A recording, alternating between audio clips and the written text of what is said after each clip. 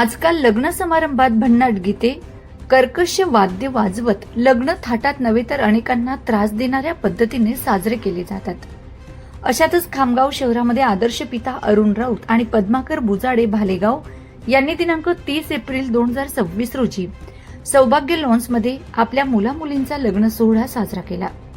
सदर लग्न सोहळ्यामध्ये कोणतेही अश्लील गीत वाद्य न वाजवता आपल्या भागवत धर्माचा आदर करत आणि कोणाच्याही स्वास्थ्याला त्रास न देता आपल्या मुलांचं लग्न सोहळा साजरा झाला पाहिजे हा दृष्टिकोन डोळ्यासमोर ठेवून चक्क टाळ मृदुंगाच्या नादात वधूवराला लग्न मंडपात आणले. या सांप्रदायिक कार्याला हिवरखेड येथील मार्के महाराज यांच्या नेतृत्वाखाली व हरिभक्त परायण दिनकर महाराज बुजाडे यांच्या मार्गदर्शनात पांढरे राऊत, श्रीकृष्ण कडाळे, गोलू राऊत, लक्ष्मण कडाळे, मंगेश सुरडकर, अंबादास कडाळे यांच्यासह बाल टाळकरी यांनी या आगळ्यावेगळ्या लग्न सोहळ्याला नवे स्वरूप देऊन आदर्श घडविला. या लग्न समारंभाची परिसरात चांगलीच चर्चा होत आहे.